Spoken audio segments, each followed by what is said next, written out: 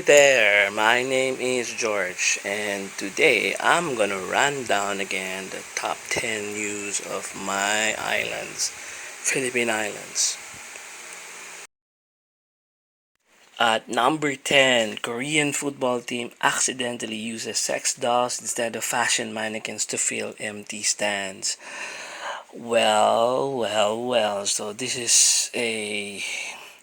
is this an accidental slip or was it really intended? Because we need to really spur some action over there, The place is so gloomy. We want to open up already. The games are starting. There's no one on the stands. Might as well just make use of the fashion mannequins. No, sex dolls. Number 9. In New York, a pair of Air Jordan sneakers worn in a game by Michael Jordan sold for $560,000 at Sotheby's Auction House. This is an all-time record for basketball shoes. Well, it dethroned the reigning Moon shoe, one of the Nike's first sneakers, which sold in July of 2019 at $437,000. Of course, this is because of the release of The Last Dance, an ESPN Netflix documentary featuring chronicles the saga of Jordan and the Chicago Bulls. I haven't watched that film yet. Let me see later. Number 8. SoftBank is now going to lose T-Mobile shares to Deutsche Telekom.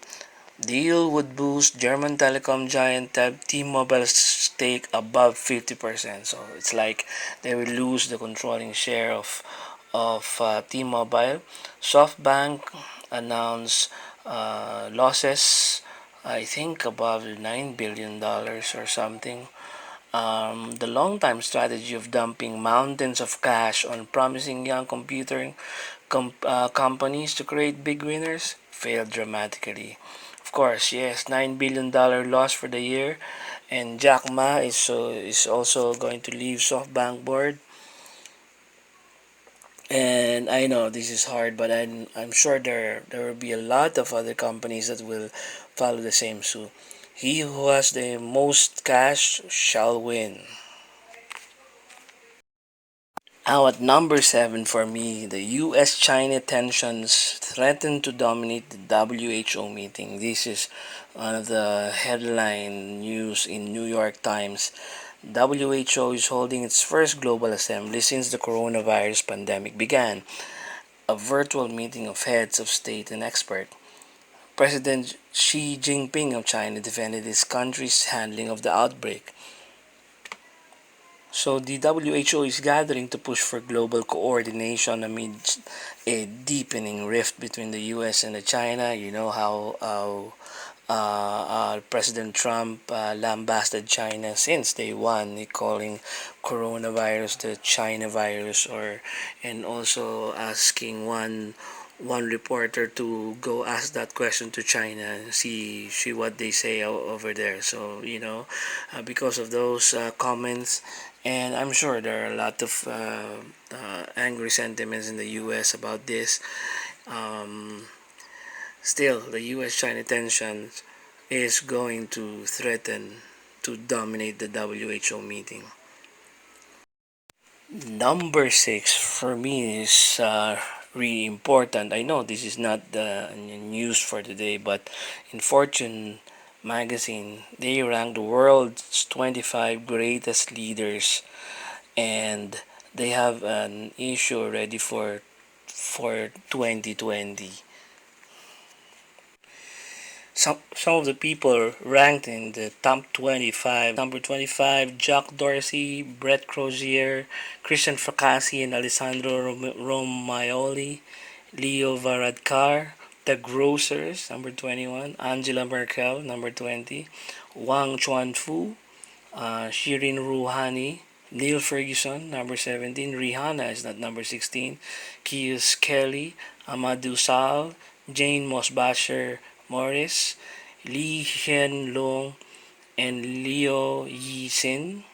The mayors at number 11. Number 10, rounding off the top 10, Bill Gates, Mary Barra, George Yancopoulos, Jose Andres, Raquel Bedard, Anthony Fauci. The governors at number 4, Jack Ma at number 3, Chris Gregory, and of course, the number 1 is Li Wenliang.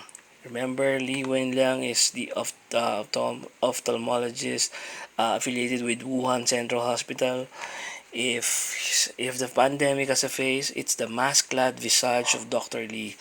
He is one of the very first to sound the alarm after the new virus emerged in the city. Li was detained by local Chinese authorities and forced him to recant his warning. Within days of his release, he returned to treating patients only to become infected by the all too real disease. February 7, he succumbed to it, and one of his final posts on social media has become a living memorial where users flock to post messages and celebrate his life. This is very much deserved. All hats off to this guy, Dr. Lee is really the face of the pandemic and the face of bravery. Number five. Number five is about the government urging vigilance against coronavirus, and this has something to do with the pictures that went viral in the social media yesterday about no, it's last Saturday about people who flooded the malls very excitedly, went to the malls and not following social distancing. Of course, Robinson's malls said that they are denying that was theirs because that was an old photo according to them of one of their provincial malls that was made a venue for distribution of financial assistance by the LGU. That mall was not open at that time, so they said that in all the Robinsons malls that reopened Saturday, customers and shoppers were all very disciplined in practicing social distancing, and then they warn against spreading of fake news. um, a lot of the reactions from government officials to the side of these, whether fake news or not, said that if people who contracted the coronavirus from reckless behavior should be excluded from health insurance coverage, while shopping malls that failed to enforce health protocols should be closed. Well, true or not, I mean, fake news or not, I can see that there are still a lot of people that are already lie low, doing lie low, in facing this pandemic that we have. They are already out in the streets. They are already violating protocols of social distancing, and this is bad news for us because if this will continue, then by the time May 30 ends, then IATF will again tell us to okay, let's not go out yet. Let's still stay at home. That's really gonna hurt us long term. Number 4, Philippines COVID-19 cases now at 12,718. Nothing new. It still continues to rise. We have 205 new infections on Monday. The first work day under the loosened quarantine restrictions in most areas nationwide. 94 more recoveries, 2,729 already, while the death toll climbed to 831 after 7 more patients died. So 2729831, that's about 3560. So yeah, do the math. 2729 divided by 3560. That's the recovery rate. Remember, our recovery rate is still below world standards. World standards is at 85% already. It's still going up. It's still below. It's not yet below 200. We want it to stay below 200. It's going down long term, as Secretary Roque a while ago said. This morning said, but it's not enough. On a day-to-day basis, we have to keep making it go down and go down below 200. So that's not gonna cut it. So this is going to be a long fight, so we have to really lower it down. Number 3, Filipinos worry about leaving homes to return to work amid a pandemic. This is what the survey is saying right now, with 77% saying they don't feel at ease leaving their homes amid a pandemic. 92% are saying that they're afraid they might be tested positive with COVID-19, while 92%, same percentage, said that they're afraid of the possibility of a second wave of the pandemic.